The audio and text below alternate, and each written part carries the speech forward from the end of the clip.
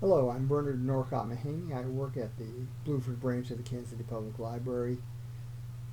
April is National Poetry Month, and for April of 2026, I am reading the first four books of the Odyssey in George Chapman's translation.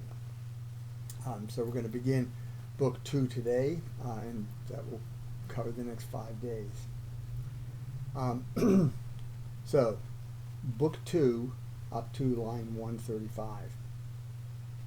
There's an assembly called in Ithaca. An old man named Antiphus wonders who called the assembly and why. Telemachus indicates that he called the assembly because of the trouble that the suitors have caused him. So Odyssey, Book 2, 1 to 135. Now, when with rosy fingers early born, and thrown through all the air, appeared the morn, Ulysses' loved son from his bed appeared, his weeds put on, and did about him gird his sword that thwart his shoulders hung, and tied to his fair feet fair shoes, and all parts plied for speedy readiness, who, when he trod the open earth, to men showed like a god. The heralds then he straight charged to consort the curled-head Greeks with loud calls to a court. They summoned the other came in utmost haste, who all assembled, and in one heap placed, he likewise came to council, and did bear in his fair hand his iron-headed spear, nor came alone, nor with men truth prepared, but 2 fleet dogs made both his train and guard.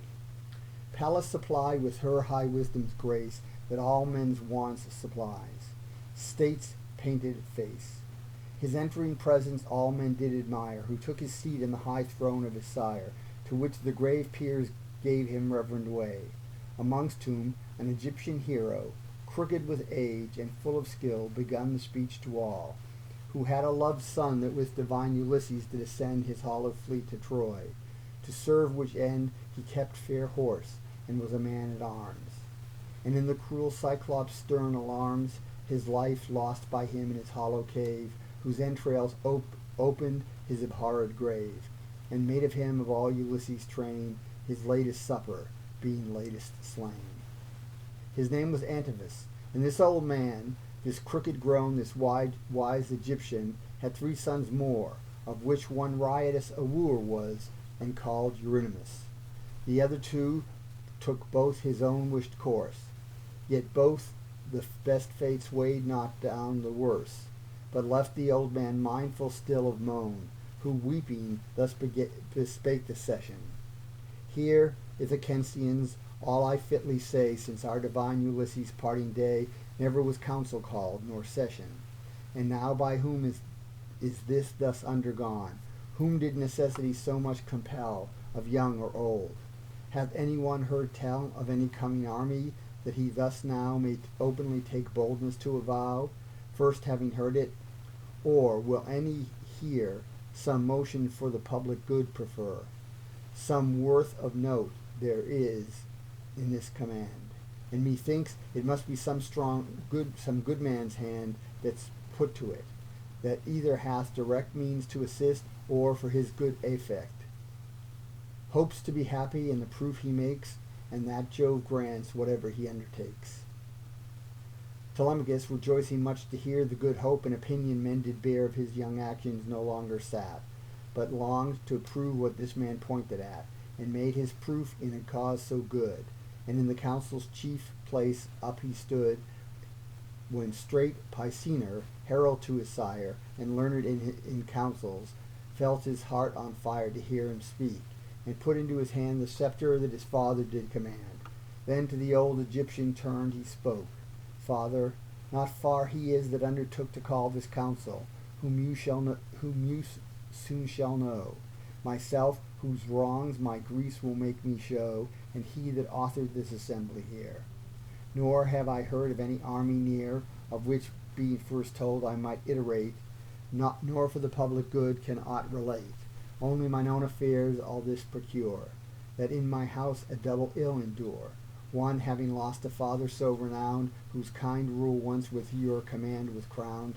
The other is what much more doth augment his weighty loss, the ruin imminent of all my house, by it, my goods all spent, and of all this the wooers, that are sons to our chief peers, are the confusions, importuning my mother's marriage against her will, nor dares their blood's bold rage goes to Icarius, her father's court, that his will asked in kind and comely sort he may endow his daughter with a dower.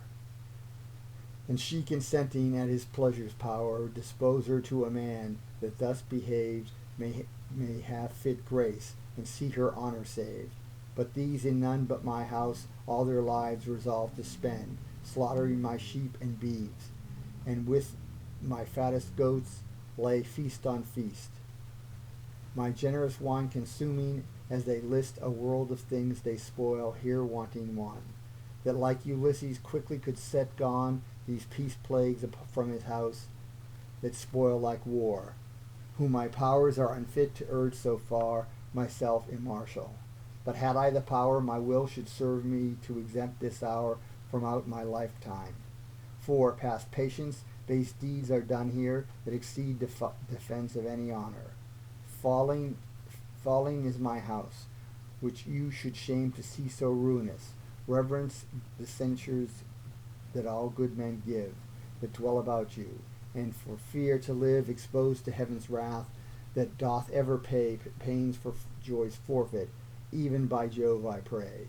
Of Themis, both which powers have to restrain, or gather counsels that ye will abstain from further spoil, and let me only waste in that most wretched grief I have embraced for my lost father.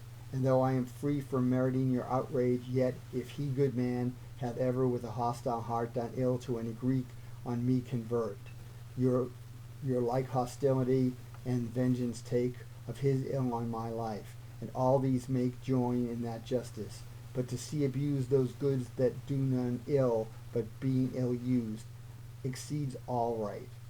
Yet better 'tis for me my whole possessions and my rents to see consumed by you, than lose my life and all. For on your rapine a revenge may fall while I live, and so long I may complain about the city till my goods again, oft asked, may be with all amends repaid.